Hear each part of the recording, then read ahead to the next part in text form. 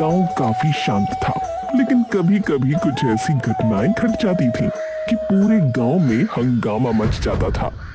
ठीक वैसे ही आज सुबह गांव की चाय की दुकान पर शांति मौसी, कलुआ और शंभू काका गपशप कर रहे थे।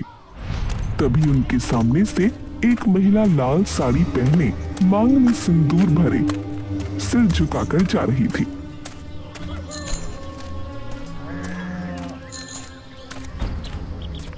शांति मौसी ने आंखें बड़ी करके कहा, अरे ये कौन से घर की बहू है? इस गांव में तो मैंने कभी ना देखी। देखकर तो लगता है जैसे ये नई दुल्हन हो, अभी अभी शादी हुई है। कौन है ये लड़की? अरे अरे मौसी, तुम पहचान नहीं पाई क्या? है नहीं पहचान पाई? अरे ये तो वो सुनील की पत्नी है, सुनील की। अरे अपना सुनील, अरे वही, वो जो साइकिल की दुकान के पीछे रहता है।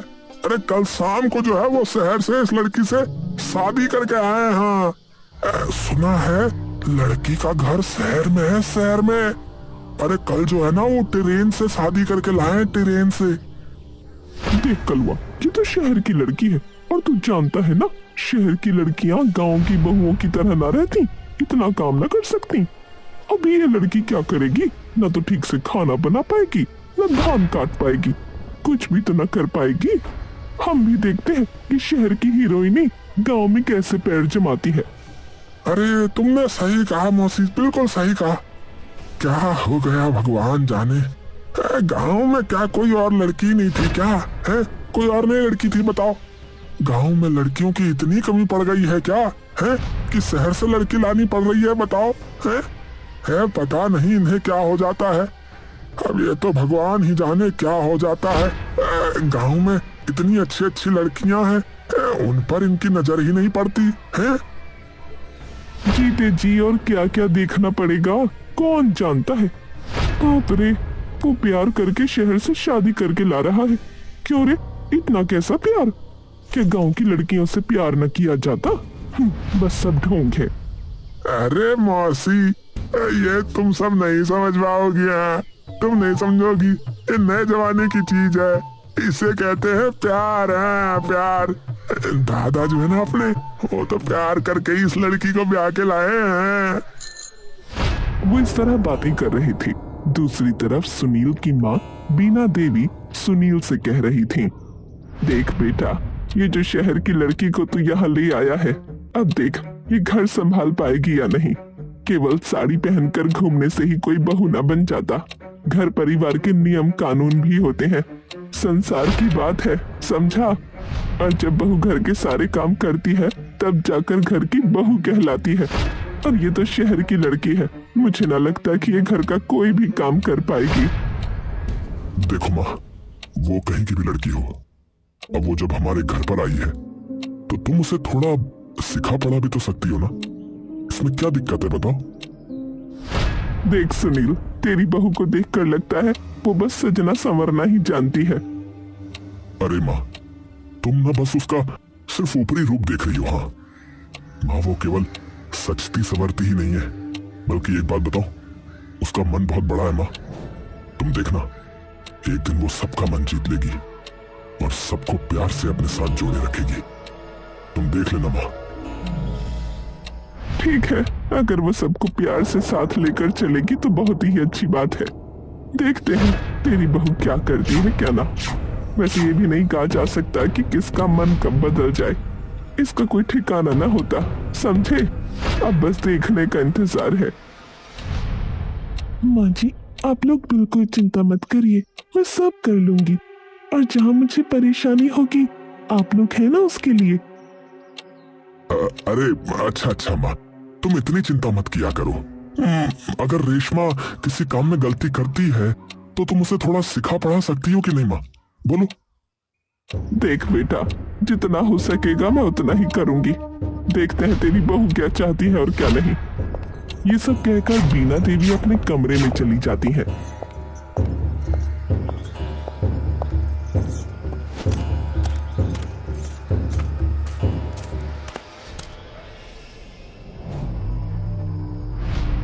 तभी सुनील की बहन सौम्या दौड़कर आती है और अपनी भाभी से कहती है, अरे भाभी, क्या तुम नल पर पानी लेने जा रही हो? चलो मैं तुम्हारे साथ चलती हूँ। तुम वैसे भी बहुत कुछ जानती तो हो नहीं। तुम अभी हमारे घर की नई बहू बनकर आई हो, और जब थोड़ी पुरानी हो जाओगी तो देखना सब खुद ब खुद अकेले कर पाओगी। चलो भाभी, मैं तुम्हारे साथ चलती हूँ। हाँ दीदी, मैं भी यही सोच रही थी कि मैं अकेली जाऊंगी। अच्छा हुआ तुम आ गई। अब मैं इस घर की नई बहू हूँ और मुझे अभी ये सब कुछ पता नहीं है, लेकिन बहुत जल्दी सब सीख जाऊंगी। अब मैं तुम्हारे घर की नई मेहमान हूँ, इसीलिए मैं तुम्हारे घर की सब बातें जानना चाहती हूँ। और ये मेरा अपना घर भी तो है ना? ठीक है भाभी, तुम बिल्कुल चिंता मत करो। तुम्हें जो भी परेशानी होगी बस एक बार मुझे बताना। देखना मैं तुरंत हाजिर हो जाऊंगी, समझी? क्योंकि तुम मेरी सुंदर भाभी जो हो, और तुम्हारा काम ना करूं, ऐसा हो सकता है क्या? मैं तुम्हारी हर जगह मदद करूंगी। हाँ दीदी, तुमने ठीक कहा, सब कुछ मैं धीरे धीरे सीख जाऊंगी। अच्छा चलो बहन, अब हम पानी ले आते हैं।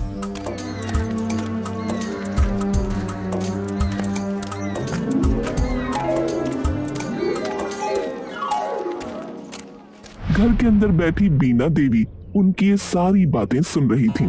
तभी वो कहती हैं, शहर की लड़की तो है, लेकिन बातों में मिट्टी की खुशबू है। मुझे नहीं लगता कि ये लड़की बहुत बुरी होगी, लेकिन इसे थोड़ा घिसना मांझना सिखाना पड़ेगा।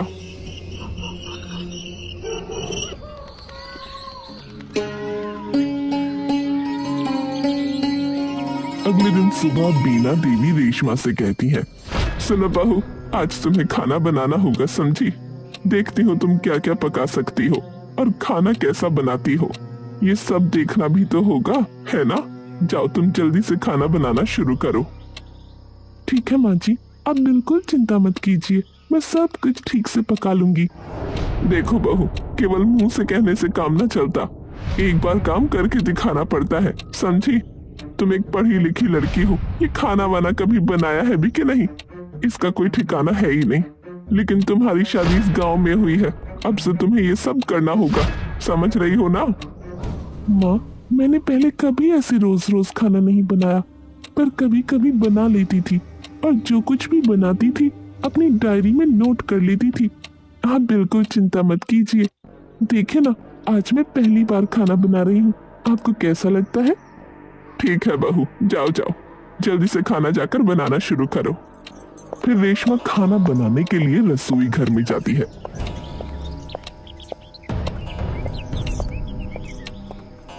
और रेशमा के खाना बनाने की बात सुनकर दूसरी तरफ से सुनील अपनी माँ से कहने आता है,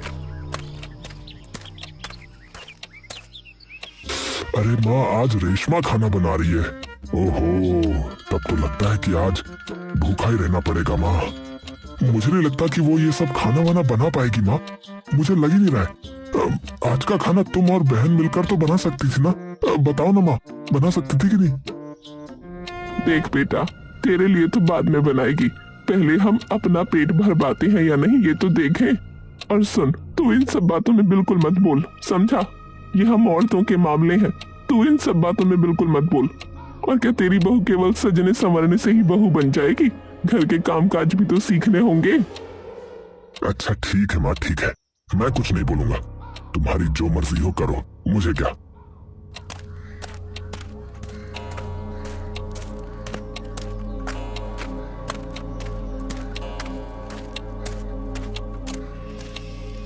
दूसरी तरफ रेशमा चावल बना रही थी और वो बैठकर सोच रही थी कि वो क्या क्या बनाएगी। पास में रेशमा की ननद सौम्या सब कुछ देख रही थी। फिर वो अपनी भाभी से बोली, अरे भाभी, मैं तुम्हारी खाना बनाने में मदद करूंगी ना, तुम बिल्कुल चिंता मत करो। तुम थोड़ी देर जाकर आराम करो, मैं तब तक खाना बना दूंगी और किसी को पता भी नहीं चलेगा, सब यही समझेंगे कि तुमने खाना बनाया है। नहीं सौम्या दीदी, तुम्हें नहीं करना होगा, सारा खाना मैं ही बनाऊंगी, चाहे अच्छा बने या खराब। सुनो, तुम तब तक मेरे पास बैठी रहो और मैं एक एक करके सब बना रही हूँ। जानती हो, मेरे पास एक डायरी है और उस डायरी में मैंने हर तरह की रेसिपी लिख रखी है। आज मैं उन्हें निकाल कर बनाऊंगी, तुम बिल्कुल चिंता मत करो।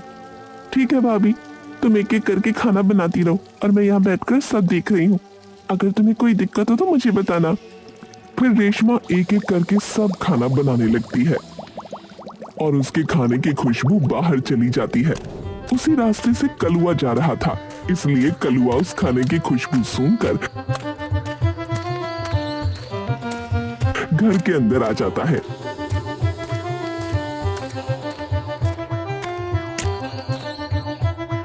और बीना देवी से कहता है, आहा, अरे वाह वाह, क्या खुशबू आ रही है। अरे मौसी, ए मौसी, अरे ये खाना कौन बना रहा है मौसी, बताओ तो। आहा, बड़ी बढ़िया खुशबू आ रही है। ओहो, इतनी बढ़िया खुशबू।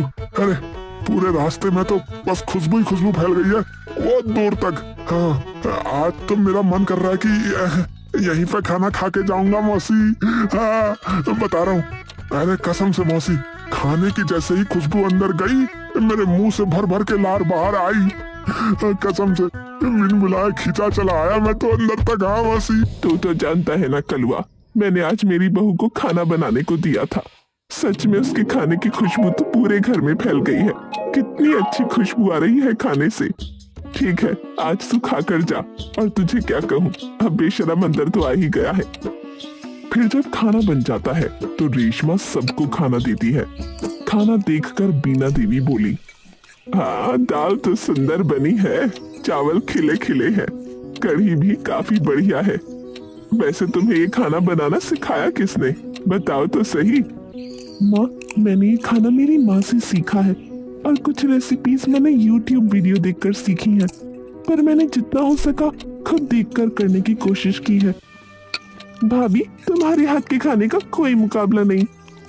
तुमने तो कमाल का खाना बनाया है। तुम तो मुझसे भी बहुत अच्छा खाना बनाती हो भाभी।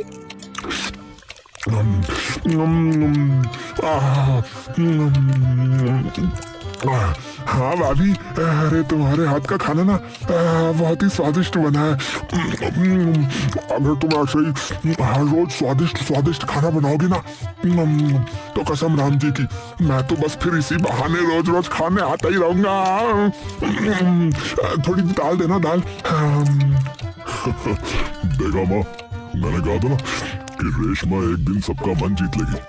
देखा ना, आज उसका खाना बनाने का पहला दिन था और सच बताऊं तो मैं तो ये सोच रहा था कि वो कुछ भी नहीं बना पाएगी, लेकिन उसने इतना स्वादिष्ट खाना बनाया कि सबका मन ही जीत लिया है। अब देखो ना। अरे बेटा, वो तो मैं देख रही हूँ। मैं तो सोच रही थी बहू शहर की लड़की है, पढ़ी लिखी है, बस सजती संवरती है, लेकिन अब देख रही हूँ वो तो कामकाज में भी एकदम पारंगत है। बाप रे, मुझे तो ऐसी ही बहू चाहिए थी। आज से तू मेरी बहू नहीं है रे, तू मेरी एक छोटी सी बेटी है, मेरी अपनी बेटी, समझी? जानती है माँ, मैं तो ऐसी ही माँ ढूंढ रही थी जो सिर्फ मेरी सास ही नहीं, मेरी दोस्त भी हो, और आज मेरी इच्छा पूरी हो गई माँ। रेशमा को इस गांव में शादी करके आए हुए केवल 1 हफ्ता हुआ था और धीरे धीरे अपने काम और व्यवहार से उसने सबको अपना बना लिया था। इसी तरह गांव में एक पूजा होती है और उस पूजा की सारी जिम्मेदारी रेशमा ले लेती है। उस पूजा को पूरी तरह से वो संपन्न करती है।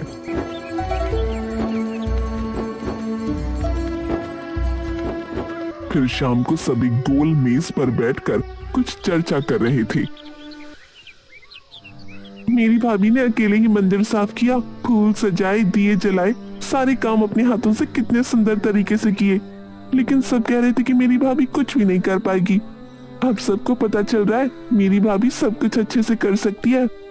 तभी शांति मौसी मुंह बनाकर कहने लगी, क्या अकेली सब काम करती है? इसलिए क्यों रे, क्या हमारे घर में लड़कियां नहीं है क्या?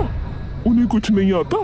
तेरी भाभी शहर से आई है तो क्या सर काट लिया है उसने? ये काम तो जिसे भी दो सब कर लेंगे, समझी?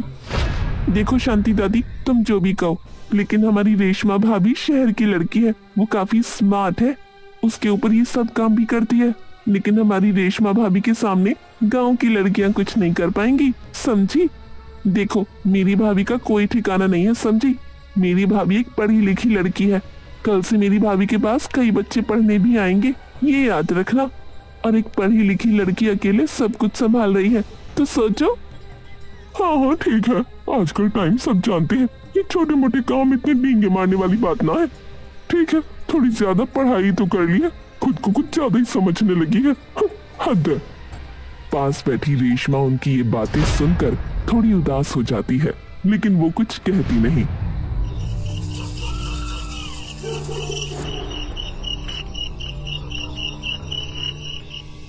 सुनील खाना खाकर अपनी पत्नी से कहता है, अरे रेशमा, अरे तुम इतना मन उदास करके क्यों बैठी हुई है भाई? क्या हुआ? अरे क्या हो गया तुम्हें?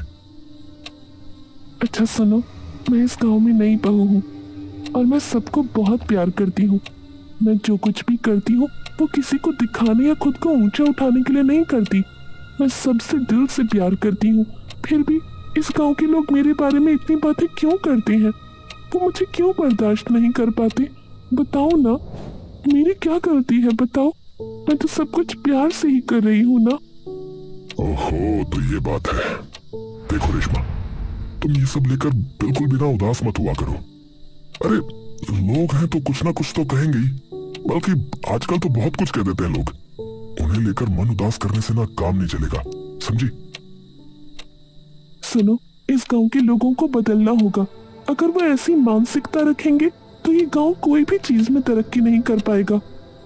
अच्छा बाबा, ठीक है ठीक है, तुम जो भी करना चाहती हो ना वही करो, क्योंकि मैं जानता हूँ तुम सबके भले के लिए करोगी जो भी करोगी, क्योंकि तुम्हारा मन बहुत बड़ा है। तुम जैसी हो तुम बस वैसी रहो, ठीक है? तुम किसी को छोटा नहीं कर रही हो। फिर भी अगर तुम्हें कोई गलत समझता है तो वो फिर उसी की समस्या है, समझी? तुम मेरे साथ हो तो मुझे और किसी की जरूरत नहीं है। तुम मेरी ताकत हो और मैं इस गांव के लोगों को अपना बनाना चाहती हूँ। जो लोग आज मेरे बारे में बातें कर रहे हैं, मैं चाहती हूँ कि वो एक दिन मुझे गले लगाएं।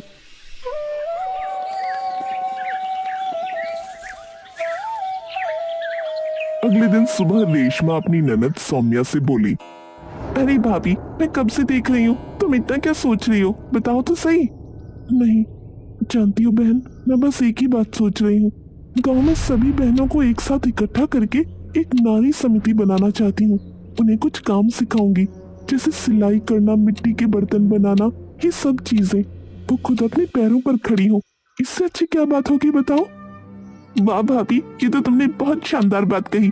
लेकिन भाभी, मैं तुम्हारे साथ रहूंगी, बता रही हूँ। मुझे भी सब कुछ सिखाना होगा। अरे पगली, तुम्हें नहीं लूंगी तो किसे लूंगी बताओ? सबसे पहले तो तुम्हें लेकर आगे बढ़ना होगा। अगर तुम सीखोगी तो तुम्हें देखकर ही तो सब सीखने आएंगे, है ना?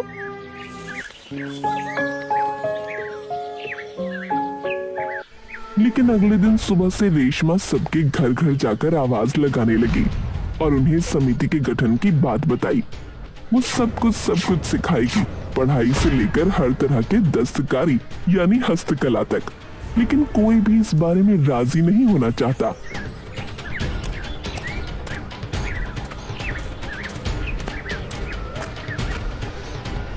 बाप रे, मैं अपनी बेटी को वहां ना भेजूंगी। क्यों रे बाबा, वहां भेजूंगी? इतना पढ़ा लिखा होने की कोई जरूरत नहीं है। 2 दिन बाद शादी कर दूंगी। वहां जाकर जो करना है करे। हाँ दीदी, तुमने सही कहा। खुद पढ़ी लिखी है तो खुद को बहुत कुछ समझने लगी है ना बाबा ना। मैं अपनी बेटी को उसके पास ना भेजूं। जितना बिगड़ना है वहीं जाकर बिगड़ जाएगी। 2 दिन बाद शादी कर दूंगी तो ससुराल जाकर कलछी घुमाएगी। ये सब सीखने की कोई जरूरत ना है। ये सब सीख कर भी क्या होगा बताओ? रेशमा इस बारे में सबके साथ बात करती है, लेकिन कोई भी अपनी बेटी को रेशमा के पास नहीं भेजता। लेकिन रेशमा भी हार मानने वाली नहीं थी।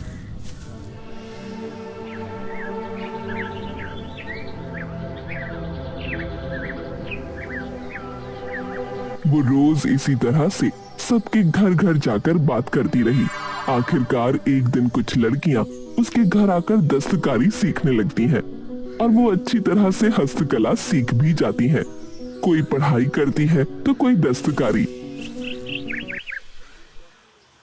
देखा रेशमा बहू, हम तुम्हें गलत समझते थे। तुम शहर से आई हो, न जाने क्या करोगी, इसलिए हमने लड़कियों को भेजना न चाहा। लेकिन तुम इतनी छोटी लड़की हो, कमाल का दिमाग रखती हो। मैं क्या ही कहूँ, तुम मेरी बेटियों को इतनी अच्छी शिक्षा दे रही हो। सच में हमने इन बातों पर पहले कभी ध्यान ही ना दिया। हमने तुम्हारे बारे में कितनी बुरी बुरी बातें कही थी बेटा। हाँ दीदी, तुमने सही कहा। मैं आज देख रही थी कि मेरी बेटी कितनी तेजी से फर्राटेदार अंग्रेजी बोल रही है। मैंने अपनी बेटी को पहले कभी ऐसे नहीं देखा। सच में रेशमा, तुम बहुत अच्छी हो। तुमने मेरी बेटी को बहुत अच्छी शिक्षा दी है। आज के बाद हम अपनी बेटी को तुम्हारे पास ही भेजेंगे। देखा ना, मैंने कहा था ना, मेरी भाभी सबसे बेहतरीन है, क्योंकि मेरी भाभी सबका भला करती है, कभी बुरा नहीं करती। और इस गांव के लोग मेरी भाभी को कितनी बुरी बुरी बातें सुनाते थे, लेकिन मेरी भाभी इतनी अच्छी है, उसने किसी को कुछ नहीं कहा, चुप रही। ये शिक्षा का प्रमाण है, समझी? अरे तूने सही कहा।